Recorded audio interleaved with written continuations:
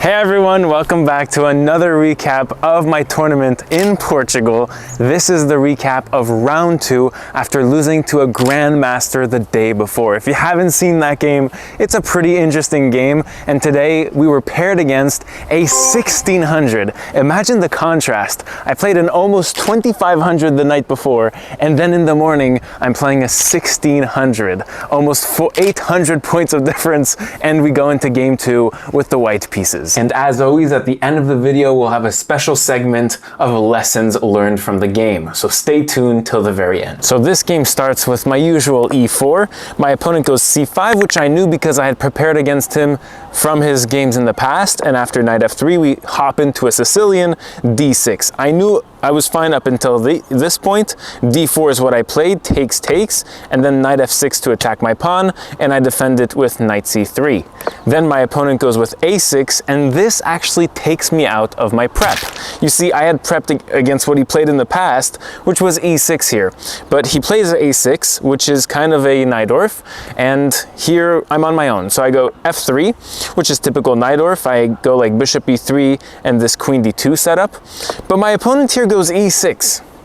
e6 is contrary to what I'm very much used to in the Najdorf, which is e5. e5 attacks my knight, and then I would go knight b3, and I've played a lot of games, thousands of games maybe, from this position. But my opponent goes e6, and so this is a different line of the Najdorf, kind of like a Scheveningen a little bit. Scheveningen Sicilian, very much known for its 3 pawns on the 6th rank here.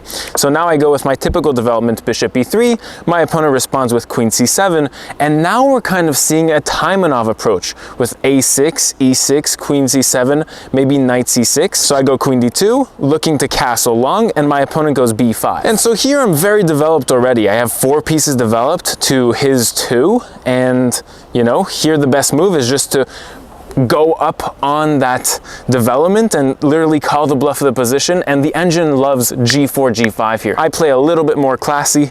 I play patiently a3 to block that b4, so my knight stays very nicely on c3, and then h5 is played. h5 is a conundrum in my position because now I don't have g4, g5, which was proposed by the engine beforehand. So now what do I do? Well, first I decide to complete development, but I have no plan at this point in the game.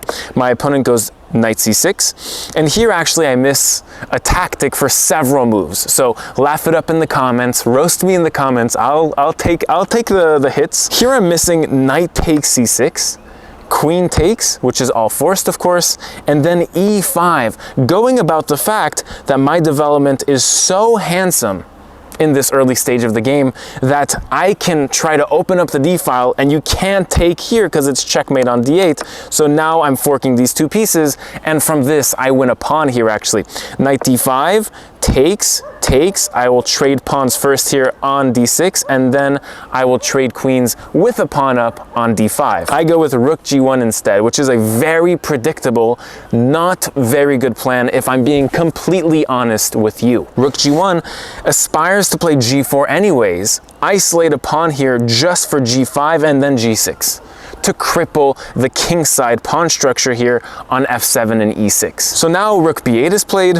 Okay, maybe some b4 things, but again, I miss knight takes c6 with the combination. I play g4 here, which is not the good plan. Actually, I revised the game afterwards, and this, which I looked at extensively during the game, works. I knew it did, but I just didn't like the fact after queen d7, I had seen takes, queen takes, and then rook takes.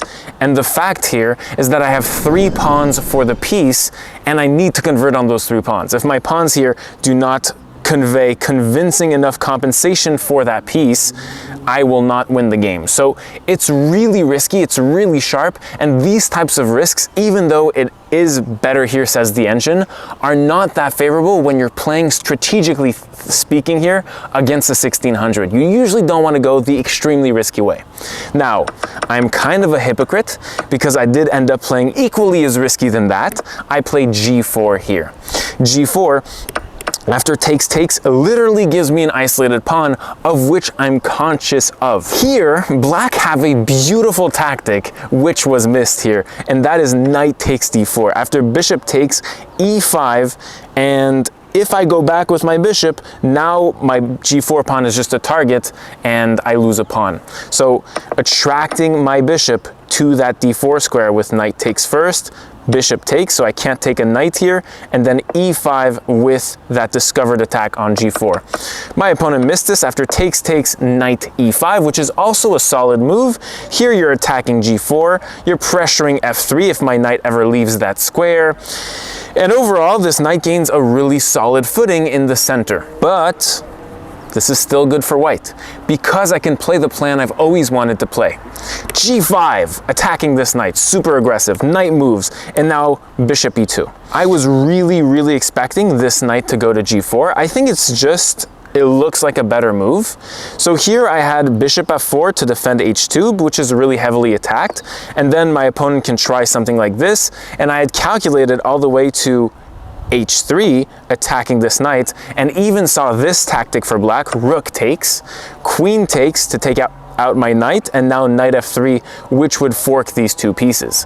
But I then saw in my head, queen a4 check, bishop d7, and queen takes a6, so my queen is out of that danger. And after you take my rook, I take these two pieces for the rook and the pawn that I won along the way, and I judged that this is better for white here.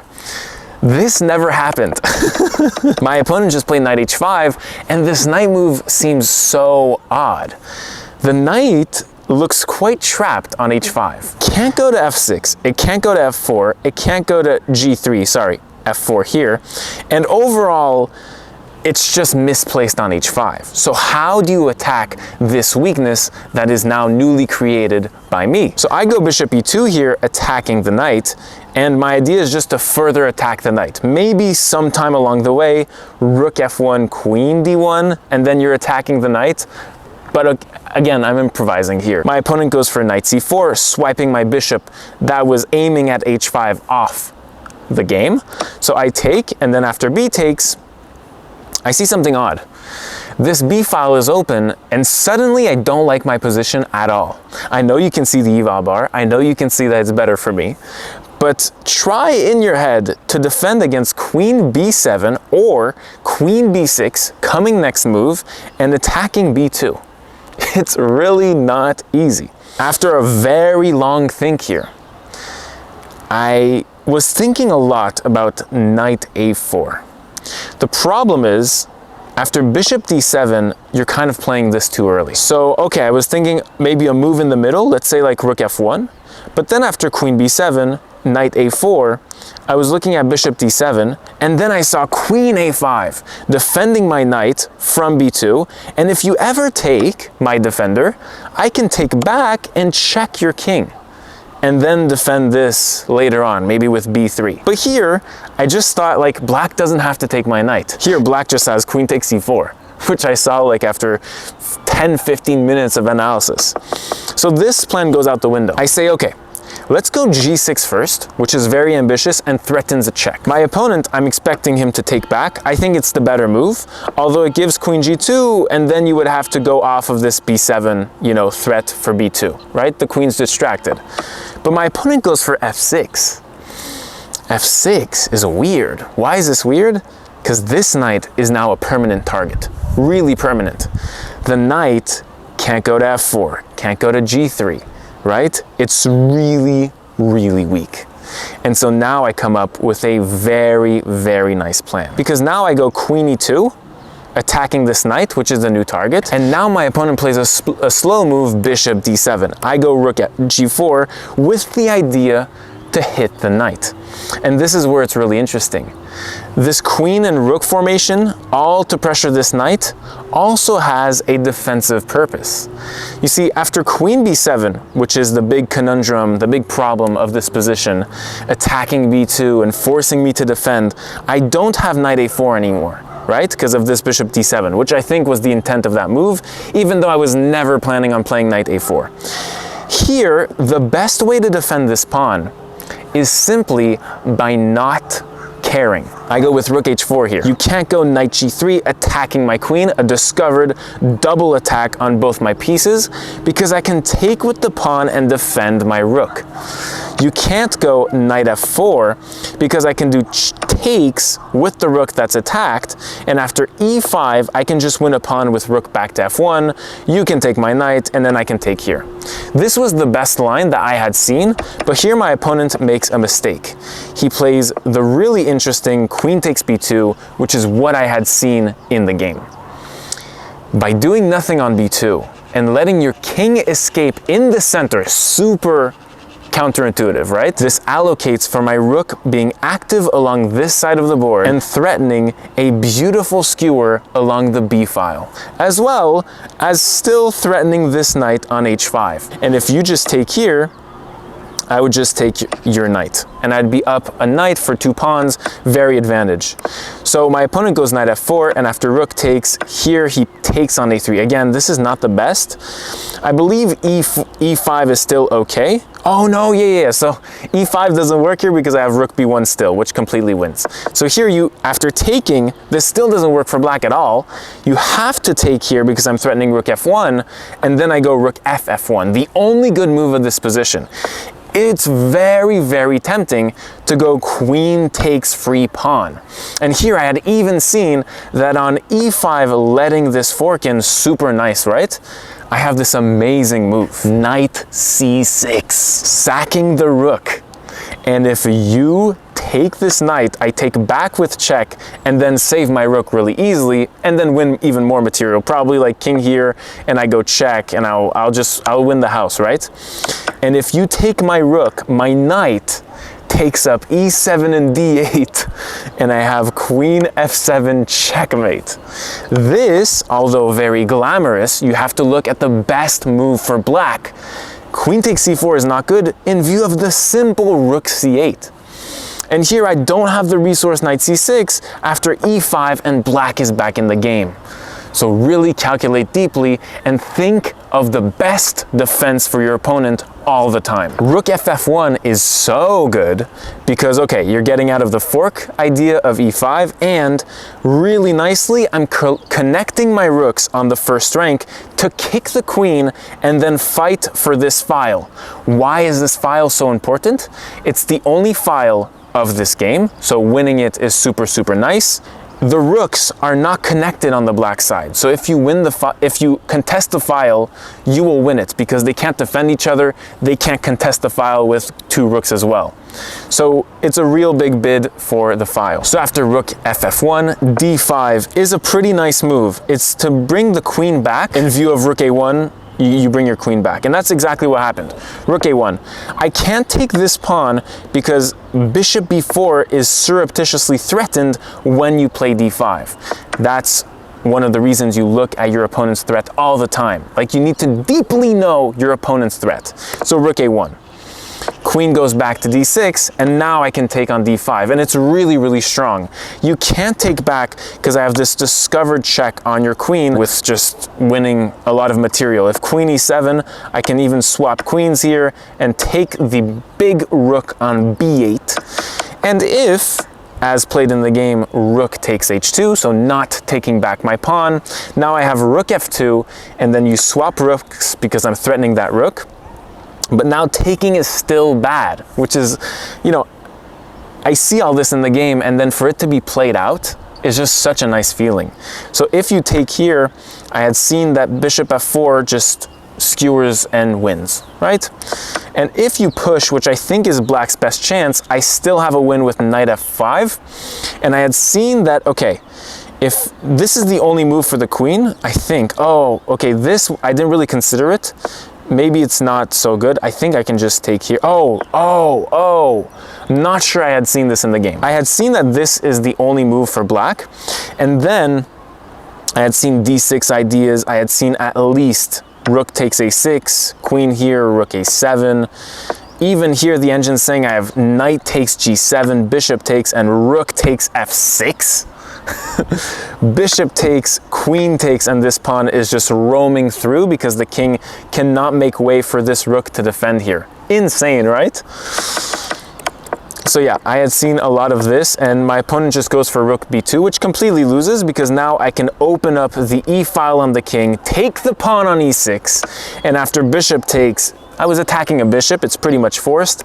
Bishop f4, which attacks the queen and opens up the file at last. A desperate final attempt, queen b4, and then queen e3. And here you just can't defend your bishop enough. The king has never castled in this game, and thus it is punished.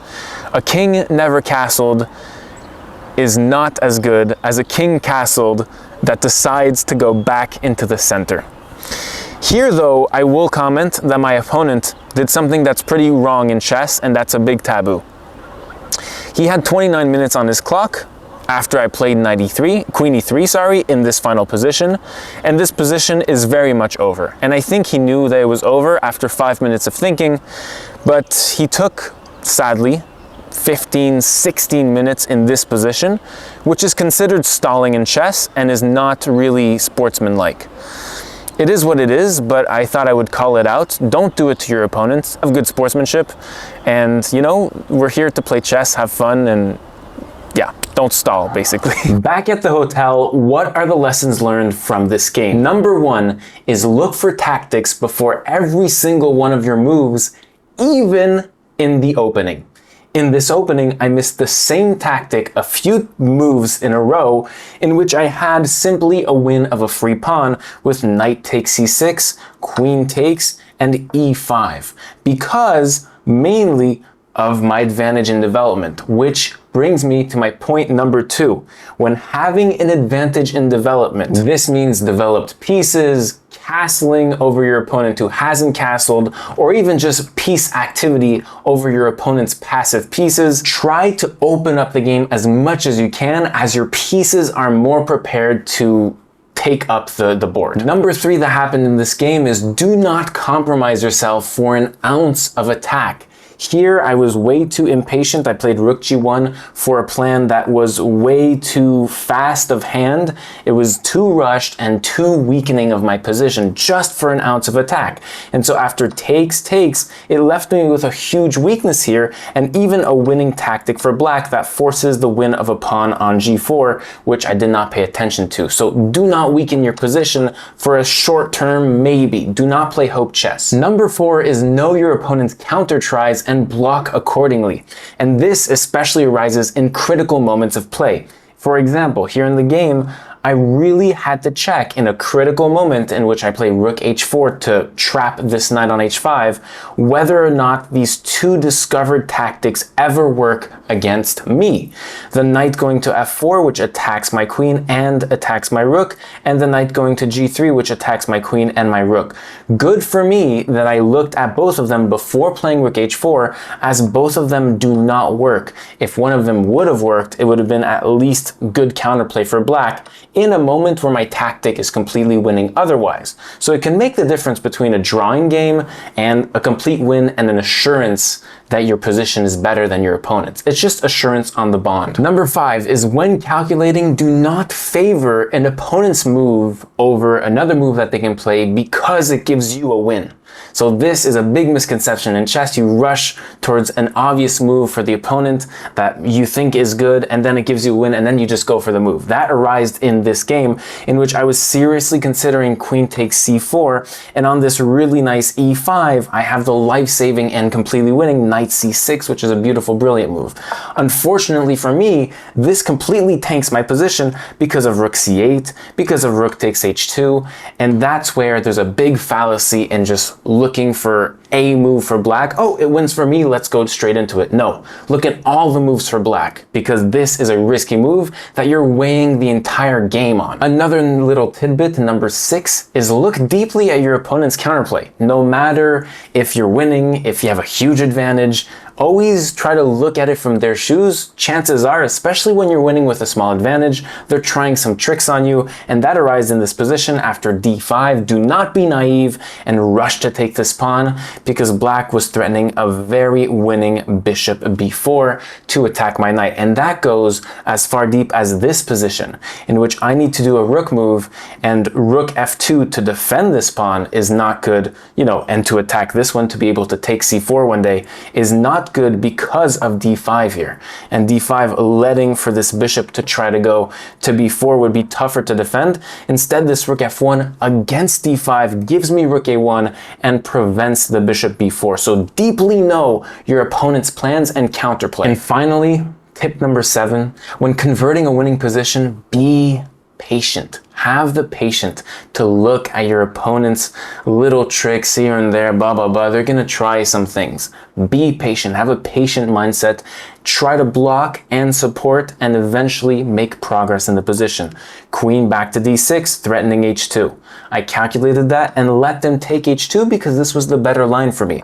Giving them h2 just means I have more counterplay on this and force the opening of the e file, and if e5 I have knight f5, which we saw was crushing, and then they'll rush something with rook b2. I take here, forcing more, right? And on bishop here, I just play bishop f4, and on queen b4, I don't try to rush things. I just go for the patient, defensive, really nice queen e3. I don't try to win this bishop here, which would be, it's still winning, but would be still risky. Queen e3, just be patient. Tomorrow, I'm playing my first international master ever. See you then, but until then, have an amazing day. Thank you so much for watching.